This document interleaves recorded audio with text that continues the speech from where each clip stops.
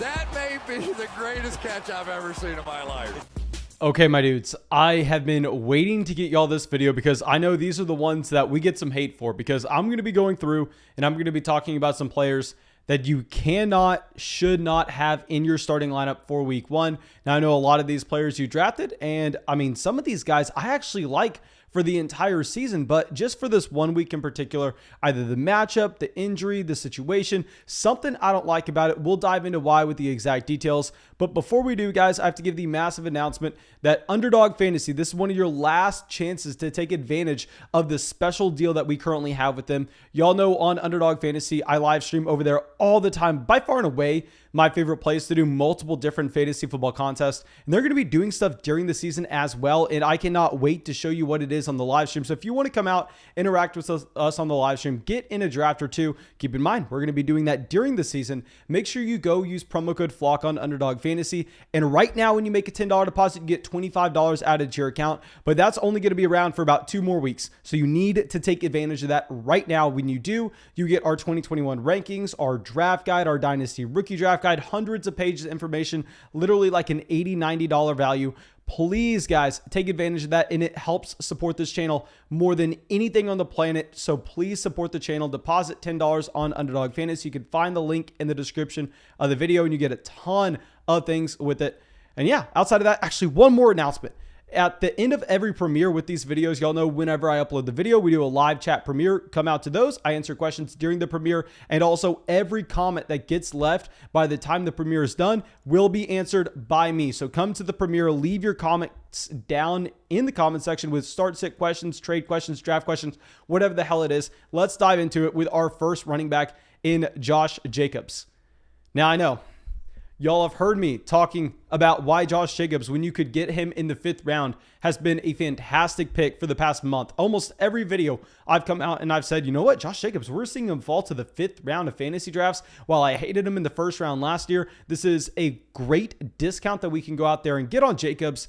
However, this is not the week. And I'm saying this kind of tongue in cheek because I know a lot of teams, I'm going to have to be starting Josh Jacobs, but it's not going to be a great matchup. I'm telling you that right now, because why we were drafting Josh Jacobs to begin with is, while yes, I mean, everybody, and I was saying this as soon as they signed Kenyon Drake, and that's why I advocated for fading Josh Jacobs until he fell to the 5th round. Then we had to change our mind. But everybody knows that Kenyon Drake's going to have a role on this offense. Now, Kenyon Drake got paid $11 million guaranteed, and I know a lot of people don't necessarily know how to put that into context, but $11 million guaranteed at the running back position, that is some serious money. I mean, that's almost as much as how the Fantasy Flock Network pays me. Of course, my salary is a little bit higher than that, but I mean, obviously the Fantasy Flock Network, we all know Jeff Bezos has invested into the company significantly. Beyond that, though, I mean, you're looking at Josh Jacobs in that Kenyon Drake contract and going, okay, this is going to be a committee. Josh Jacobs is not the feature down running back. Jacobs, while yes, is most likely going to get 60 to 70% of the touches, he's not seeing an Ezekiel Elliott type workload. He's not going to get every touch out of this backfield. Now, we have to try to figure out what the roles for the running backs are going to be on this offense. And based on how we have seen the Las Vegas Raiders use Josh Jacobs through the first 2 years in his NFL career, I mean, it really looks like they're planning on using Josh Jacobs in the same role that they have the past 2. I mean, that's going to be a running back that's getting every single touch pretty much on 1st and 2nd down in obvious running down situations. Or, I mean, they can put him out there when they're going to throw the ball, of course, because you're not running the ball every single 1st down. However, if it's ever going to be like 3rd and 12, if you know that they have to drop back and pass, that's when Kenyon Drake's coming into the game. I mean, I'd imagine in 2-minute drill as well, Kenyon Drake's going to come in. And the problem is, this week in particular, they're actually going up against the Baltimore Ravens. And I will admit that I was kind of surprised to see exactly where they had the Ravens and the Raiders stacked up on Las Vegas in terms of their over-under. This game's supposed to be a little more competitive than I initially thought, but still, I'm going to be expecting the Baltimore Ravens to be heavy favorited in this game in terms of just by the time we get to the second half, they should have a commanding lead. And if they have that commanding lead in the second half, I mean, Josh Jacobs, you're not necessarily going to get to use him exactly how you want for fantasy. The reason that we want Josh Jacobs is we have seen him lead the NFL since last season in terms of the amount of touches he is getting in the red zone. This is someone that when they get to the red zone, the Raiders are giving Josh Jacobs the ball over and over and over and over again. So I think Jacobs is going to be a very intriguing running back that we can play on most weeks. But the problem is this week, if they're trailing, if they're not having as many trips to the red zone, considering the fact they're going up against the Baltimore Ravens, this is going to be a spot where I'm not starting Kenyon Drake by any means, but I am expecting Kenyon Drake to have somewhat of a larger role this week. We're going to be wanting to play Josh Jacobs in games where, I mean, you have the Raiders leading. And I know a lot of people are going to say, well, Mason, you drafted him in the 5th round. Don't you have to play him every week? You are going to have to play him more weeks than not, except week 1. Week 1 is completely different in that, I mean, you have every single player that you drafted on your team pretty much healthy, good to go. Nobody's on bye. I mean, you have everybody to choose from. So for those reasons, and because this is not a great matchup for Josh Jacobs, I am most likely going to be benching him where I can. While it's not going to be too many leagues, because y'all know I love to grab the elite tight end. I love to grab those elite receivers in the backfield with some running back depth. So probably not going to be able to bench Josh Jacobs on a lot of my own teams, but the perfect example is if y'all watched my must-start running back video. I mean, someone that I hate for fantasy drafts, someone that I think is not going to have a job by the time we get to the fantasy football playoffs, like a Raheem Mostert. He's a much more intriguing start this week against the Detroit Lions, and I'm calling it right now. What's going to happen right now is Josh Jacobs going out there, let's call it 14 carries, 64 yards, 1 reception, 8 yards. He's going to put up like 8 or 9 PPR points. It's going to be very ugly. And we're going to have Josh Jacobs as a buy low running back next week because we know that this matchup's going to be tough. So do not start Josh Jacobs. There will be better days. I promise you that. There will be better days. Now let's go to our next running back, and this is going to be a Myles Gaskin. And here with Myles Gaskin, there are a couple things that I'm looking at. A, the fact that this is not necessarily an offense that we know exactly what's going to happen. And this is something I've been talking about on a lot of the videos so far this week. I mean, we have to look at this entire week and say, well, yes, I have been just thinking and dreaming about this week for months and months and months. Y'all know I've made a fantasy football video every single day this offseason. We're going to continue to make them every day during the season. We're going to live stream every day during the season. So if you're not subscribed to the channel, fix your life. Go down there, subscribe to the channel. I mean, hit the bell next to it as well. That way you can come out to our live streams. That way you can go to the premieres. But anyway, with the Myles Gaskin, even though we've been preparing all year for week 1, there are still some backfields that we don't know exactly what the usage is going to look like. A, that's going to be concerning with the Miami Dolphins because while we know that Myles Gaskin projects to be the feature down running back, we can't say that with 100% confidence. We can't come out here and say we know Myles Gaskin is going to get every single touch in this backfield. We know that he's going to be someone getting 20 touches this upcoming week. While it's most likely, it's not certain. So we understand that with the Gaskin, and at the same time, I mean, he has a pretty damn bad matchup. I mean, it's going to be ugly going up against the New England Patriots, where I was actually expecting this game, according to Las Vegas, to be a little closer because y'all know, of course, I go out there and I kind of map out the entire week with what we're doing with our rankings, what we're doing with our start sits, and I just go pretty much off the noggin because we've been preparing for this. I don't know how long now, but we have to look at Vegas. We have to look at how they project the game flows to be because, I mean, I don't want to break the news to anyone in this chat that may not necessarily agree with me, but Vegas is smarter than you. Vegas is smarter than me. Vegas is smarter than everybody in this chat. Out of the, say, 10,000 people watching this live stream, watching this video, whatever the hell this is. I mean, I could guarantee you that maybe there are 3 people out of the 10,000 that could profitably and reliably over a large sample beat Vegas over-unders. It's literally non-existent.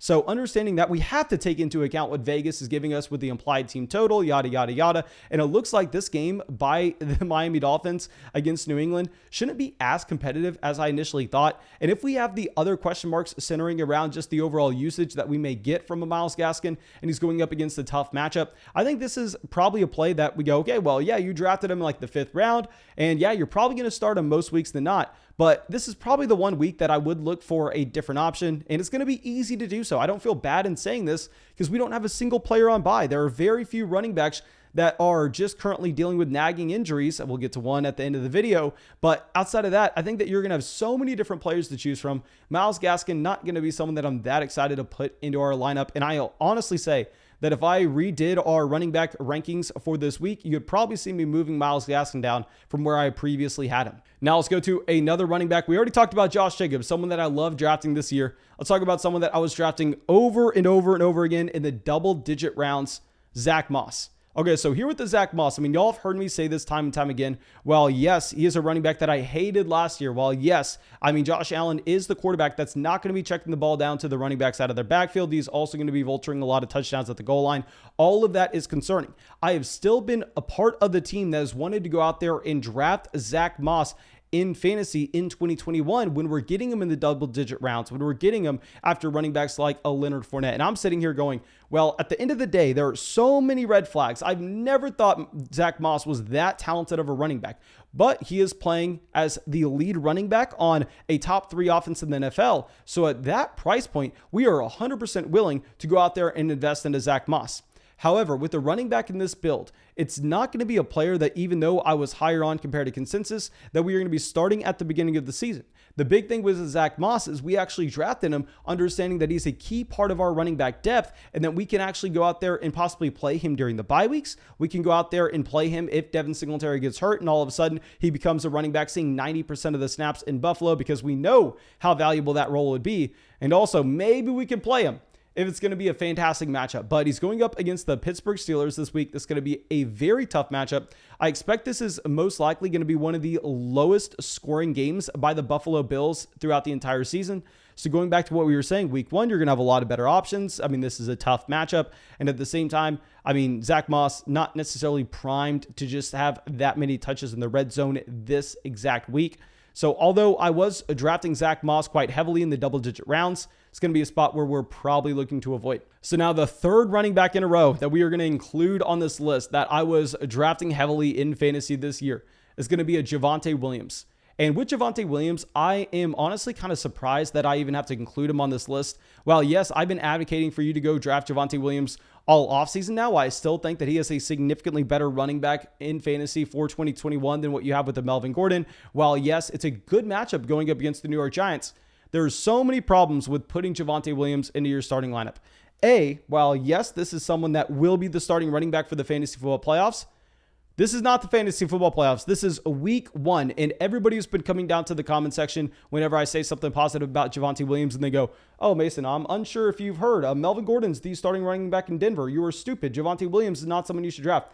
Well, all those haters, they're going to be right for about the first 3 weeks. They're going to be right for about the first 4 weeks, because that's when the veterans are going to be getting touches. That's when Raheem Mostert, that's when Melvin Gordon, that's when they're going to have the starting role on their NFL teams. Guys like Javonte Williams, guys like Trey Sermon, you need to see it before you believe it. Even if it looks like a great matchup for both Javonte Williams and Trey Sermon, I didn't include Trey Sermon in this list because there will be some scenarios. If you're desperate, I think you may need to start Sermon because the 49ers are just going to score so many points against a very bad Detroit Lions defense. Javonte Williams, on the other hand, I'm not going to be that confident this game's just a complete blowout like San Francisco versus Detroit will be. So I'm actually going to be looking to avoid starting Javonte Williams at all costs. I mean, there are going to be so many other running backs that I'll start over. With those rookie guys, I mean, throw Michael Carter into that list. The only rookie running back that you can go out there and start in week 1 and you go, okay, I don't need to see it before I believe it, is Najee Harris. We understand with Harris, this is going to be someone that's going out there and just getting 25 touches every single week. The workload's going to be insane. So even if it's a bad matchup, it doesn't really matter. You drafted Harris in the 2nd round, and that means you're starting Najee Harris. Now, on the other hand, with the Javonte Williams, you see it before you believe it. We need at least one solid week of Javonte Williams looking like the starting running back in Denver. I mean, if he comes out and if he's the starting running back in Denver week 1, and then all of a sudden you're sitting there going, oh my gosh, why didn't I start Javonte Williams? He ran out there. He got 14 carries. He got 4 targets. He ended up getting a touchdown. Well, guys, don't be upset in that scenario. Be excited that now all of a sudden you have a rookie 3-down running back that you can start in the back half of 2021. So yeah, don't be starting Javonte Williams. It's just a little too early. And our last running back, so many people left comments on the running back ranking video going, where is DAndre Swift? You forgot DAndre Swift. I do not see DAndre Swift. Well, guys, it's because we are not starting DAndre Swift this week. I mean, we got some problems here. This is like the biggest spread of the week in that the Detroit Lions are supposed to get just blown out of the water by the San Francisco 49ers. The Lions are supposed to put up like no points whatsoever. This 49ers defense is going to be fantastic when they are significantly more healthy than they were last year. So that's going to be the main concern. And B, with a DAndre Swift, What have we been hearing every single day for the past 2 weeks? DAndre Swift may not be 100% by week 1, may not be 100% by week 1. This is someone you have to worry about the injury with. The workload may not be there to begin the season. So like with the 2 running backs that are coming into the year a little banged up, you got Saquon Barkley and DAndre Swift, 2 guys that we don't know what to necessarily make of. I mean, at least if we're going to be starting one of these 2 players, we should go with the player that's actually going to be in a game where it should be competitive. Whereas DAndre Swift, he's all of a sudden playing on a tanking team going up against one of the better teams in the NFL this week. I think this is a scenario that we just completely avoided. I honestly may include DAndre Swift onto the list of guys that we need to see before we believe. We know that injury is going to be just hindering him at least to start the season.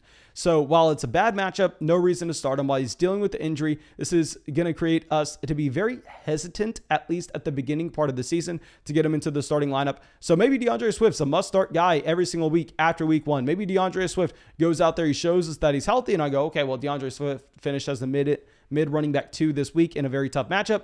Week 2, then we can go through and, I mean, we can start him just every week since. But for week 1 in particular, I actually think it's probably going to be an easy avoid, to be honest. Now, thank you, my dudes. I really hope y'all enjoyed this video. And of course, go down there, drop a like, subscribe to the channel. We're going to be uploading these videos every single day. We're going to be live streaming every single day as well. So hit the bell next to the subscribe button.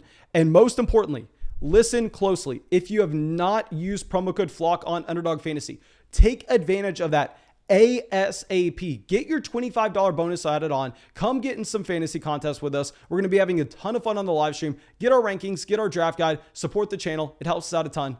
And that's all I got for you, my dudes, and have a great day. Thank you to everybody supporting the show on Patreon. We got some new members in MCGC, Brian, Matthew, Craig, Ian, Woody, Colt, Marcus, Jack, and Nicholas. Thank you, my dudes.